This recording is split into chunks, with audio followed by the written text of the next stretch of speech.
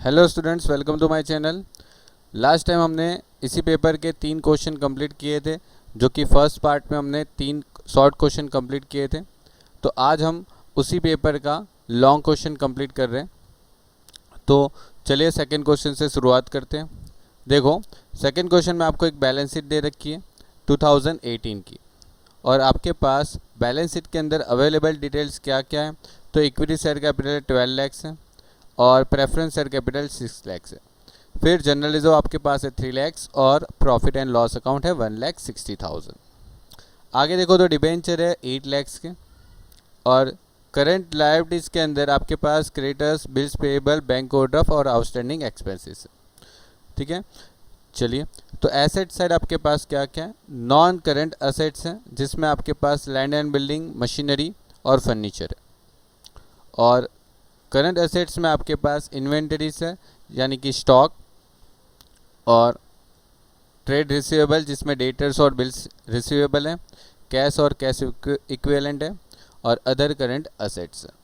और एक खास चीज़, अदर नॉन करंट असेट्स, ये जो होती है वो हमारे लिए फिक्टिटियस एसेट होती है। ठीक है, ये जो होती है फिक्टिटियस असेट्स होती है।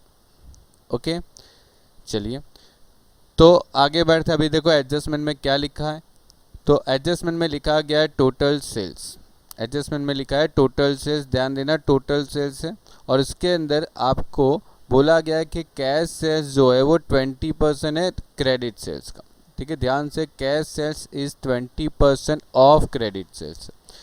कॉस्ट ऑफ गुड्स सोल्ड है वो 21,60,000 है, और नेट प्रॉफिट आपके पास है 12 लैक्स। अब ये जो नेट प्रॉफिट है वो before provision of interest and taxation है। ठीक है, बिफोर इंटरेस्ट एंड टैक्सेशन है।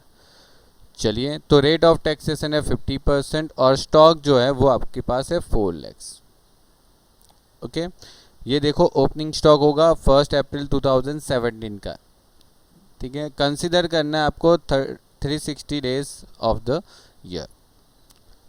तो देखो आपको क्या क्या फाइंड आउट करना है। सबसे पहले आपको डेटर्स रेशियो फाइंड करना है, फिर दूसरा capital employed, net profit ratio, capital gearing ratio, डेब्ट इक्विटी रेशियो, लिक्विड रेशियो और ऑपरेटिंग रेशियो।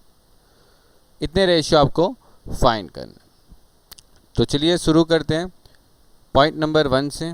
फर्स्ट पॉइंट है, आपको फाइंड आउट करना है debtors ratio. Okay, debtors ratio. अब डेटर्स रेशियो की क्या फॉर्मूला है। तो देखो पहले तो डेटर्स लिखते हैं, प्लस क्या होता है, bills receivable. Okay, divide by करना होता है credit purchase, sorry credit sales होता है।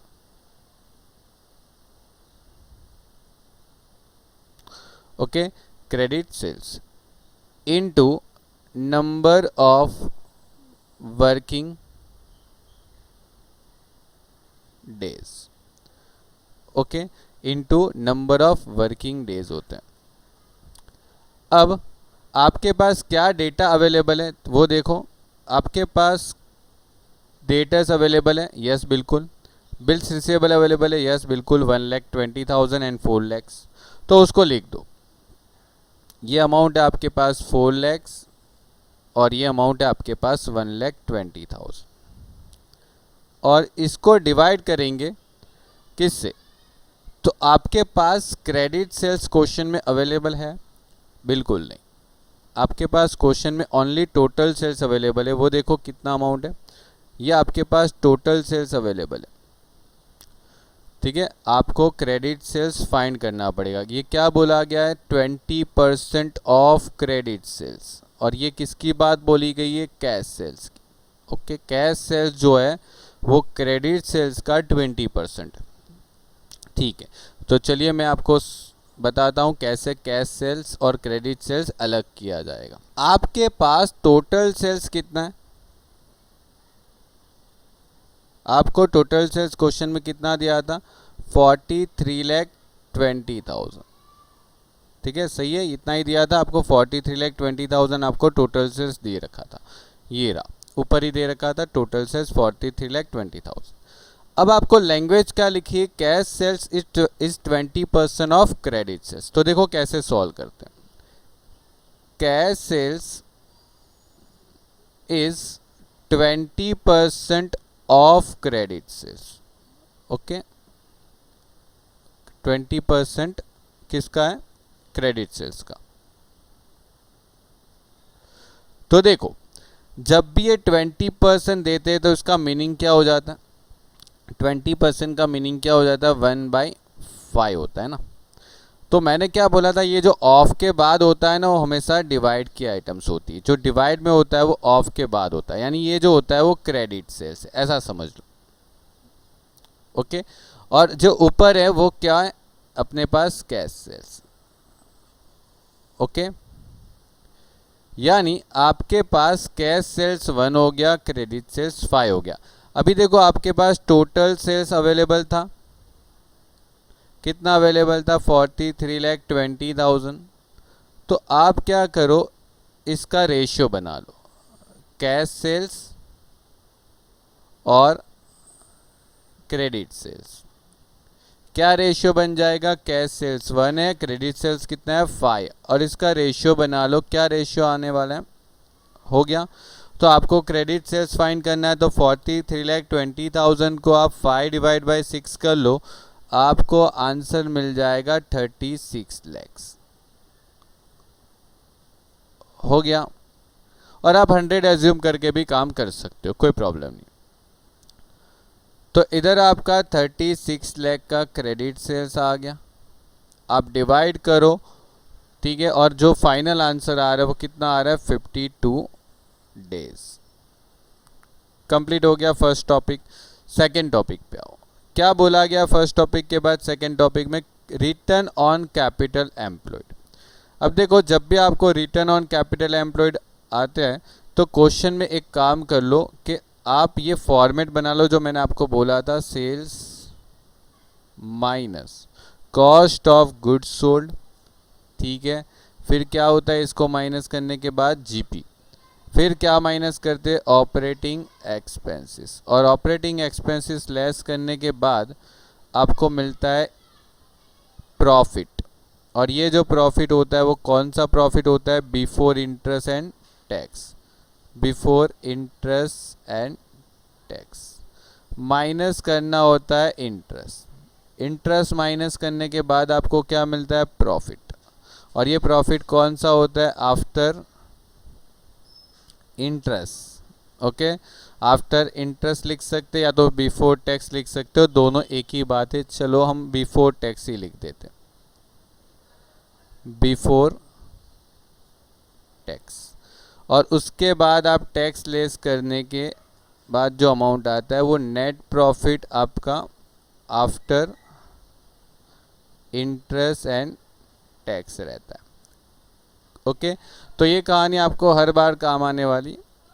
देखो आपके पास टोटल सेल्स कितना था, 43,20,000।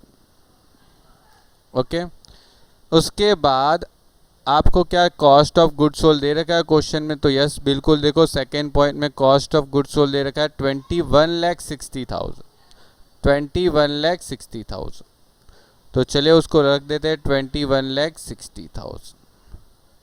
तो उसको लेस कर दो, 43,20,000 माइनस 21,60,000, क्या आंसर आ रहा है, सेम, वापस 21,60,000 ही आ रहा है। अब देखो क्वेश्चन में आपको एक और अमाउंट दे रखी है, आपको दे रखा है क्वेश्चन में net profit before interest and tax. ये रहा, देखो आपके पास क्वेश्चन में थर्ड नंबर पे net profit before interest and tax available है, कितना है, 12 लाख। तो ये जो अमाउंट है वो आपको इधर दे रखी है 12 लाख की, ठीक है। ये अमाउंट आपके पास अवेलेबल है 12 लाख की, 12 लैक्स। तो 21,60,000 माइनस 12 लैक्स करते हो तो आपको इन दोनों के बीच का जो डिफरेंस होगा वो मिल जाएगा 9,60,000। ये आपका ऑपरेटिंग एक्सपेंस आ गया। अब इंटरेस्ट की बात करते हैं तो इंटरेस्ट भी आपके पास होगा ना, क्योंकि आपने लोन तो ली होगी शायद, अगर क्वेश्चन में अवेलेबल हो तो डिटेल्स देखो। आपके पास क्वेश्चन में अवेलेबल है डेटा? यस बिल्कुल है।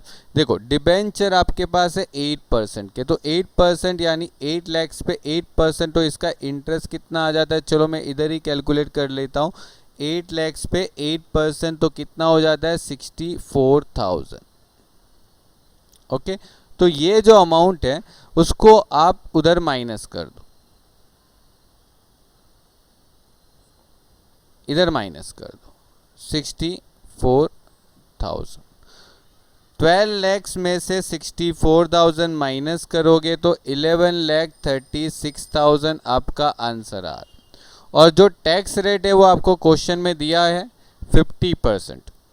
ठीक है, क्वेश्चन में दिया है 50%, ये रहा 4th नंबर के पॉइंट में 50% टैक्स रेट दिया है, तो आप उसका 50% टैक्स भर दोगे। तो 11,36,000 का 50% टैक्स भर दोगे तो कितना आंसर है? 5,68,000 आपका अमाउंट आया टैक्स का, और रिमेनिंग अमाउंट भी उतना ही बचेगा। ठीक है, 50% टैक्स। ये कैलकुलेशन कर लो, फिर आपको जो चाहे वो निकालते रहो।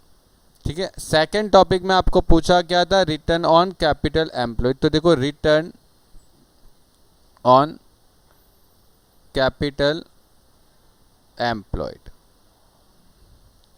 और उसमें फॉर्मूला होता है profit before interest and tax, before interest and tax. और उसके बाद आप डिवाइड किससे करोगे?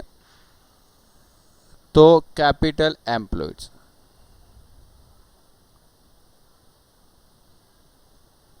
इनटू 100।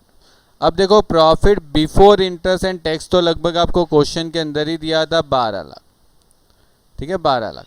तो ये जो 12 लाख का प्रॉफिट बिफोर इंटरेस्ट टैक्स दिया था, और कैपिटल एम्प्लॉयड का मीनिंग क्या होता है? चलिए देख लेते हैं। कैपिटल एम्प्लॉयड,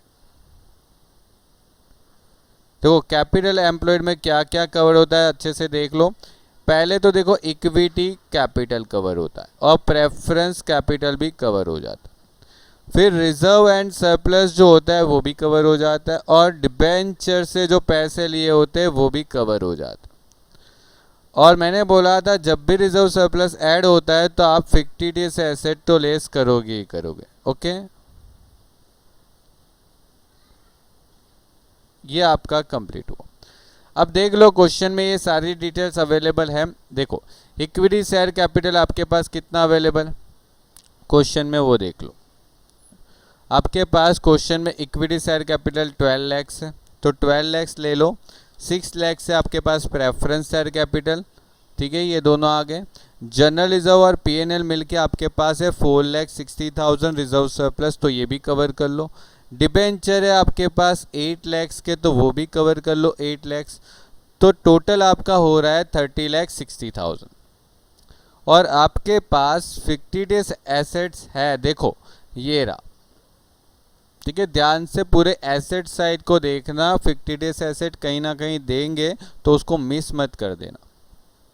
तो वो माइनस कर दोगे आप 60,000, तो आपको अपना कैपिटल एम्प्लॉयड मिल जाएगा। ठीक है, चलिए तो इधर लिख देते हैं। सबसे पहले आपका कैपिटल था 12 लैक्स का, फिर इसके बाद 6 लैक्स का आपके पास प्रेफरेंस शेयर कैपिटल था, फिर 4,60,000 का आपके पास रिजर्व सरप्लस था, और उसके बाद 8 लैक्स के डिबेंचर थे, और उसके बाद आपको 60,000 का फिक्टिटियस एसेट लेस करना था। तो फाइनल आंसर आपका आ रहा है 30 लैक्स। ओके, और ये 30 लैक्स जो है वो आप डिवाइड करोगे इधर 30 लैक्स और इंटू 100 करो, यानी 12 lakhs divide by 30 lakhs into 100, आपको आंसर मिलेगा 40%। ये कंप्लीट हो गया। नेक्स्ट टॉपिक जाते हैं। तो नेक्स्ट क्या फाइंड करना है वो देख लेते हैं। देखो नेक्स्ट टॉपिक पूछा गया है कि नेट प्रॉफिट रेशियो। अब देखो नेट प्रॉफिट रेशियो सबसे इजी होता है। ठीक है, इसकी फॉर्मूला भी याद होती है सबको। नेट प्रॉफिट रेशियो, तो फॉर्मूला है net profit.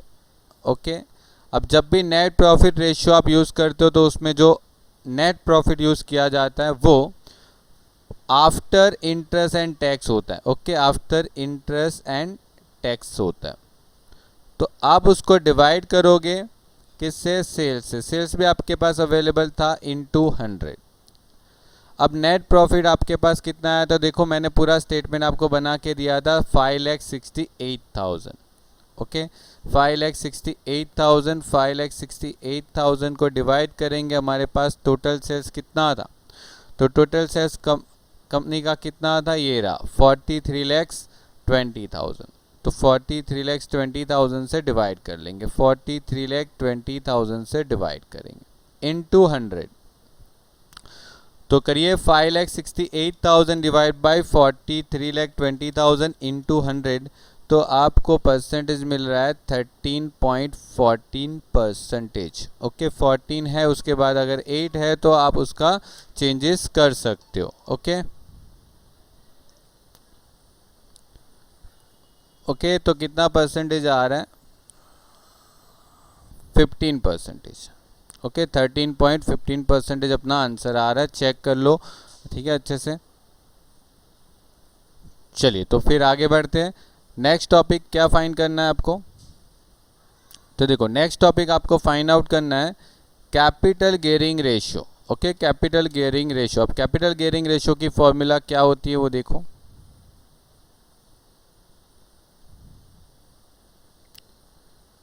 Capital gearing ratio, देखो कैपिटल गियरिंग रेशियो जो है उसकी फॉर्मूला है preference share capital, okay, plus long term loan. अब देखो लॉन्ग टर्म लोन में अभी के लिए क्वेश्चन में हमारे पास सिर्फ डिबेंचर, ओके, इसीलिए हम डिबेंचर लेंगे, डिवाइड बाय क्या होना चाहिए? तो equity share capital. Okay, preference share capital आपके पास क्वेश्चन में कितना है? तो प्रेफरेंस शेयर, डिबेंचर और इक्विटी शेयर। तो देखो अभी हमने कैपिटल एम्प्लॉयड फाइंड किया था, उसमें से ही आपको मिल जाएगा सब। देखो इक्विटी कैपिटल 12 लाख है, प्रेफरेंस शेयर कैपिटल है 6 लाख और आपके पास डिबेंचर है 8 लाख। तो प्रेफरेंस 6 लाख से, डिबेंचर 8 लाख से, तो आप 6 lakh plus 8 lakh, okay, divide bye आप 12 लाख कर सकते हो। तो आपका आंसर कितना आ रहा है? तो देखो ऊपर टोटल करोगे तो 14 लाख हो रहा है, और 14 लाख डिवाइड बाय 12 लाख, तो 14 डिवाइड बाय 12, तो आंसर है 1.17 और इसको रेस टू 1 करते हो, ठीक है, इसको रेस टू 1 करते हो। ओके, नेक्स्ट 5th पॉइंट में क्या पूछा गया है देखो, उसमें देखो 5th पॉइंट में पूछा गया है आपको डेब्ट इक्विटी रेशियो। और ये चीज़ ध्यान रखना, डेब्ट इक्विटी रेशियो 2 टाइप के होते हैं। इधर आपको पूछा है on the long term liability, okay, डेब्ट इक्विटी रेशियो आपको पूछा है लॉन्ग टर्म लायबिलिटी पे बेस होना चाहिए। आपको मैंने दोनों फार्मूला इसके पढ़ाए हुए, आप फर्स्ट सेकंड वीडियो जो को जाके देखो, फार्मूला का जो वीडियो मैंने बनाया उसके ऊपर, ठीक है। ध्यान रखना एग्जाम में दोनों तरीके से पूछते, इसीलिए इधर आपको स्पेसिफिकली बोला गया लॉन्ग टर्म लायबिलिटी को लेके करना है। और अगर क्वेश्चन में कभी कुछ नहीं लिखते तो लॉन्ग टर्म ही लेना होता है, और अगर लिख के देते हैं लॉन्ग टर्म, शॉर्ट टर्म, तो फिर आप उसके हिसाब से ही कंप्लीट करोगे। आगे बढ़ते चलिए, तो इसकी फॉर्मूला क्या होती है? तो फॉर्मूला इसकी हम लिखते हैं, देखो ध्यान दो, डेब्ट इक्विटी रेशियो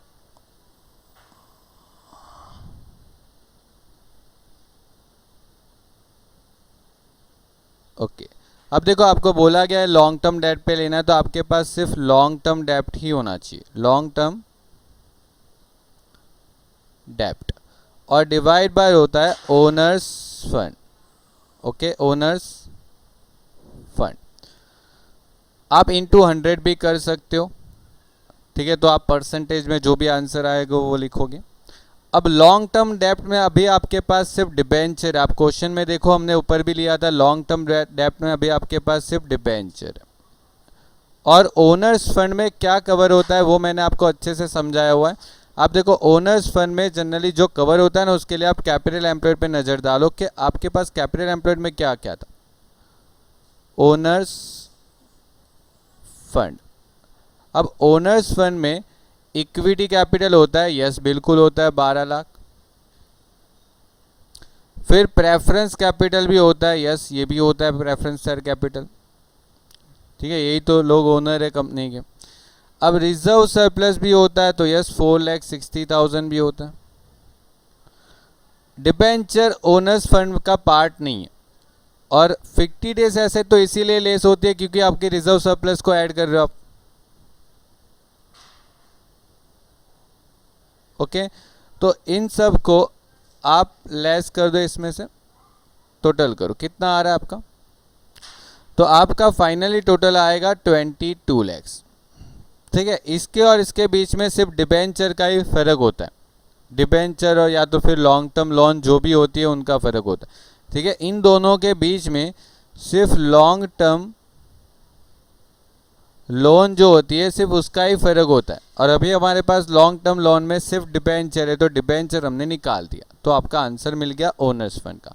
तो आप ओनर्स फंड से डिवाइड कर दो और इंटू 100 कर दो, आपको अपना आंसर मिल जाएगा 22 लैक्स इंटू 100। तो देखो 8 lakhs divide by 22 lakhs into 100 करते हो तो आपका आंसर है 36.36%। ओके, चलिए तो 6 नंबर पे आपको क्या पूछा गया देखो, देखो लिक्विड रेशियो पूछा गया और उसके बाद पूछा गया आपको ऑपरेटिंग रेशियो। तो देखो लिक्विड रेशियो की फॉर्मूला क्या है, लिक्विड रेशियो की फॉर्मूला क्या होती है। लिक्विड रेशियो क्या होती है, तो पहले तो आप लिक्विड असेट्स ले लो और डिवाइड बाय इधर लिखोगे करंट लायबिलिटी। ओके, अब देखो लिक्विड एसेट्स आपके पास जो होती है उसमें क्या क्या कवर होता है वो चलिए देखते हैं, और करंट लायबिलिटी में क्या क्या कवर होता है वो भी देखते हैं। तो देखो आपके पास बैलेंस शीट में से ये सारी डिटेल्स मिल जाती है। अब देखो बैलेंस शीट में जो स्टॉक होता है ना, स्टॉक वो लिक्विड एसेट्स का पार्ट नहीं है। Okay, it is not part of liquid assets. Okay, ये लिक्विड एसेट्स का पार्ट नहीं, तो बस करंट एसेट्स में इसको छोड़ दो। बाकी क्या है आपके पास, तो देखो 4 लैक्स डेटर्स हैं, बिल्स रिसीवेबल है 1,20,000। ओके, उसके बाद आपके पास है cash and cash bank. Okay, और ये जो एडवांस पेड एक्सपेंसेस है, देखो ये लिक्विड एसेट्स का पार्ट नहीं है। ओके, ये भी आपका लिक्विड एसेट्स का पार्ट नहीं होता, ध्यान से सुन लेना। स्टॉक और एडवांस में अगर आपने कोई एक्सपेंसेस पे कर दिए वो लिक्विड एसेट्स का पार्ट नहीं होता। ओके, तो आपके पास करंट लायबिलिटी तो देखो अवेलेबल है पूरी, कितनी है 6,80,000 आपके पास डायरेक्टली अवेलेबल है। तो करंट लायबिलिटी 6,80,000 आपके पास रेडीमेड अवेलेबल है, और आपके पास इधर 7,20,000 की लिक्विड एसेट्स थी। तो 720 डिवाइड बाय क्या करोगे 6,80,000।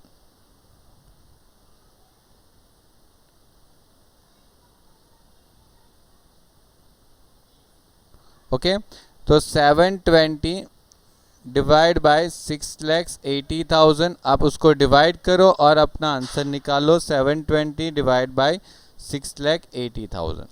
तो आपका आंसर आ रहा है 1.06 और रेज़/1। Okay, complete. ओके, और लास्ट आपको क्या पूछा गया है, ऑपरेटिंग रेशियो। ऑपरेटिंग रेशियो, और ऑपरेटिंग रेशियो की फॉर्मूला क्या है, cost of goods sold plus operating expenses divide by sales into 100। अब देखो आपके पास कॉस्ट ऑफ गुड्स सोल्ड कितना था और ऑपरेटिंग एक्सपेंस कितना है, तो देखो कॉस्ट ऑफ गुड सोल्ड आपके पास कितना है और ऑपरेटिंग एक्सपेंस कितना है, उसके लिए हमने वो टेबल बनाया था, उधर से ही आपको मिल जाएगा। देखो 21,60,000 और 9,60,000, ओके 21,60,000 और 9,60,000 ये दोनों आपके पास अमाउंट है। 21,60,000 और 9,60,000 डिवाइड आपके पास सेल्स कितना था, तो देखो सेल्स आपको कितना था वो तो मिला हुआ था ना, ये रहा 43,20,000, ठीक है 43,20,000। तो 43,20,000 को डिवाइड करो इंटू 100 कर दो, क्या आंसर आ रहा है देखो 21,60,000 प्लस 9,60,000 डिवाइड बाय 43,20,000 इंटू 100, तो आंसर आ रहा है 72.22%। ओके देखो इस साल ऑपरेटिंग एक्सपेंस में थोड़ा सा चेंजेस हुआ, इसीलिए ये जो आंसर होगा उसमें और यूनिवर्सिटी के आंसर से थोड़ा बहुत फ़र्क होगा, बिकॉज ये पुराना क्वेश्चन है। अभी इस साल से फॉर्मूला में ऑपरेटिंग एक्सपेंस में इंटरेस्ट को कंसीडर नहीं किया जाएगा, तो आंसर में थोड़ा चेंज आ जाएगा, तो ध्यान रखिए इसका। चलिए तो मैं नेक्स्ट वीडियो में आपको और एक क्वेश्चन इसके बाद वाला करवाता हूँ, तब तक के लिए गुड बाय।